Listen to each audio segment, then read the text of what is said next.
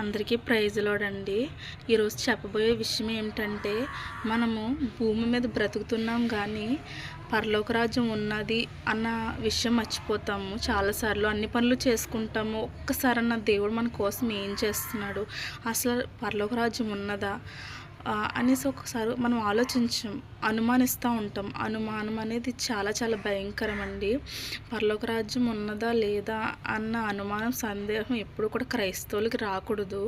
ఎప్పుడైతే వచ్చిందో మనం అన్యులతో సమానం. ఎందుకంటే అనుమానం వచ్చినా దేవుడికి చాలా బాధ కలుగుతుంది. ఆ బిడ్డలు ఇలా నేను ఇంతవరకు వీరి కోసం చేశాను, కానీ నేనున్నాను, నేను సృష్టించిన రాజ్యం ఉంది అని నా బిడ్డలు మర్చిపోతున్నారని దేవుడు చాలా బాధపడతాడంటండి. కాబట్టి ఎప్పుడు కూడా పరలోక రాజ్యం ఉన్నదని మర్చిపోవద్దండి. ఎప్పుడు కూడా పరలోక రాజ్యం ఉన్నదని దృష్టిలో పెట్టుకుని మనము జీవించాలి. ఎప్పుడైతే అలా జీవిస్తామో మనము దేవుని కోసం ఏదైనా చేయగలం, మనం పరిశుద్ధులుగా మార్చబడతాం, మనము దేవుని బాటలో నడవగలుగుతాం. విశ్వాసం అనేది మన జీవితంలో పెరుగుతూ ఉంటుందండి.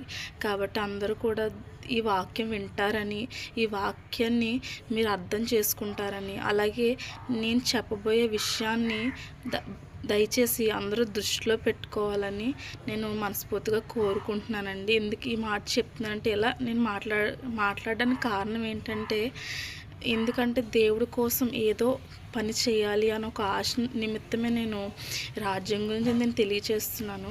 కాబట్టి ప్రతి ఒక్కరూ పరలోక రాజ్యం ఉన్నదని విశ్వసించండి. దేవుడు మన కోసం త్వరలో రాబోతున్నాడు, మనందరినీ తీసుకువెళ్ళబోతున్నాడు రాజ్యానికని విశ్వసించి ప్రతి ఒక్కరూ మెలకువగా ప్రార్థన చేయమని కోరుతున్నానండి.